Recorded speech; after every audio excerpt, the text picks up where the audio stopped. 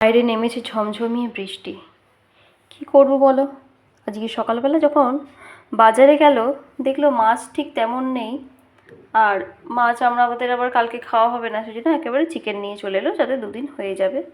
বুঝতেই পারছো, ছেলেমেয়েরা একটু চিকেন খেতেই ভালোবাসে, মাছের থেকে, মাছের কাটা বেছে খাওয়ার থেকে। আজকে চিকেনটা ভাবছি পুরো আগেকার মতো রান্না করবো। মাকে দেখতাম এরকম করে রান্না করতো। কেমন বলো তো, মাংসগুলোকে সব একসাথে গোটা মশলা দিয়ে মেখে নিত। ট্রাই করছি সেরকম করে করার। একটু বেশি করে আদা আর রসুনটা গোটাই দিয়ে দেব। আদা রসুন সব একসাথে মেখে বানাবো। ভেবেছিলাম আমার মাটির হাঁড়িটাতেই বসাবো, কিন্তু মাটির হাঁড়িটাতে ভাবলাম যে না, আবার এই বর্ষার কাদার মধ্যে আর মাখামাখি করবো, থাক, দরকার নেই।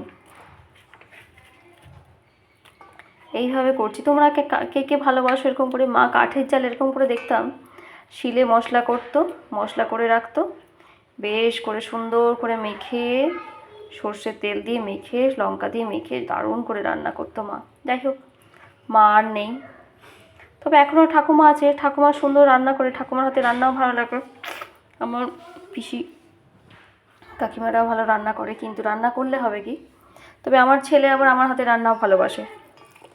যাই হোক, ছিলাম একটু হাতটা ধুতে, এই করতে করতে হাত দিতে দিতে নুন তেল সব একবারে দিয়ে দেব।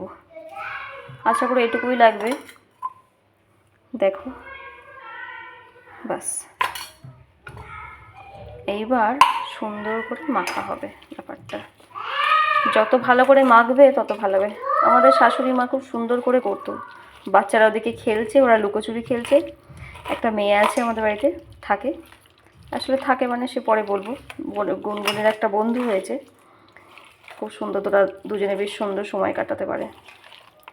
সবারই একজন করে সাথী দরকার হয়, তাই না?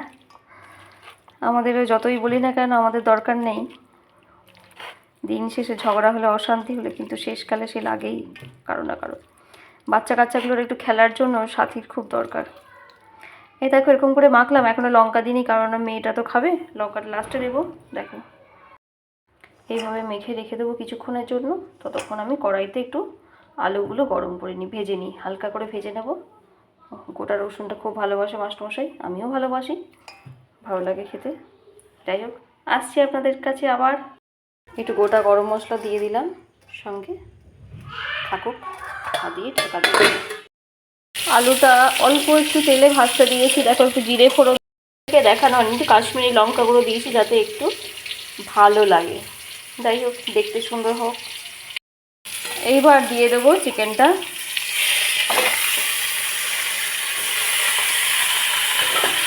যেটাকে বলে হাত ধোয়া জল, বাটি ধোয়া জল, যা বলো তোমরা, দিয়ে দিলাম। একটু নাড়িয়ে চাড়িয়ে নিয়েছি। এইবার ঢাকা দিয়ে আমি স্নানে চলে যাই, ততক্ষণ রান্না হতে থাকুক, আবার এসে দেখব। ঢাকা দিয়ে দিলাম। সুন্দর করে কষা মোটামুটি ভালো হয়ে গেছে। লাইটটা কম ছিল, তোমরা বুঝতে পারছিলে না। দেখো কষা হয়ে গেছে। এইবার দিয়ে দেব গরম করে রাখা জলটা। এখান থেকে আবার তুলে নিয়ে যাওয়া হয়েছে, দু ভাই বোন খেতে হবে দুজনকে।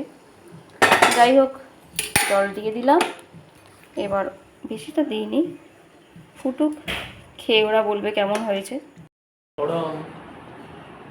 এখনো ওরা সবাই খেতে ব্যস্ত ছিল, কেমন করে জিজ্ঞাসা করছি বারবার করে বলতে পারছি না। কিন্তু আমি যেটা দিয়ে শুরু করেছিলাম, যে মায়ের কথা দিয়ে, সুন্দর হয়েছে, দারুণ হয়েছিল। ব্লগটা শেষ করছি, আবার আসবো অন্য কোনো ব্লগে।